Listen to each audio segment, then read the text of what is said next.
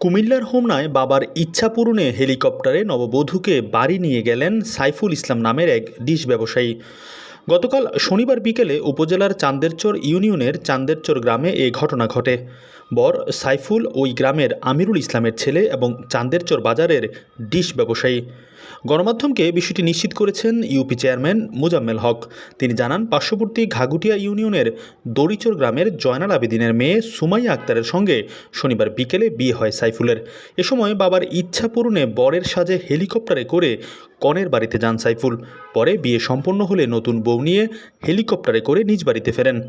কনের বাড়ি দড়িচর ঈদগাহ মাঠে হেলিকপ্টারে করে আসা বরকে দেখতে উৎসুক জনতা ভিড় করেন। বর সাইফুল ইসলামের বাবা আমিরুল ইসলাম গণমাধ্যমকে বলেন, আমার দীর্ঘদিনের আশা ছিল আমার ছেলে সাইফুল বিয়ে করে হেলিকপ্টারে নববধূকে বাড়ি নিয়ে আসবে। সেই প্রত্যাশা পূরণে আমার ছেলে হেলিকপ্টারে বউ নিয়ে বাড়ি নিয়ে এসেছে। এতে আমি ভীষণ খুশি। আপনারা তাদের জন্য দোয়া করবেন। এদিকে গতকাল শনিবার দুপুর 2টার দিকে দড়িচর ঐতিহাসিক খেলার মাঠে হেলিকপ্টারে বরযাত্রী অবতরণ করলে সেখানে আশেপাশের বিভিন্ন গ্রাম থেকে উৎসুক জনতা এসে ভিড় করতে থাকেন। হেলিকপ্টারে বর আসবে শুনে অসংখ্য মানুষ সেখানে জড়ো হতে থাকেন।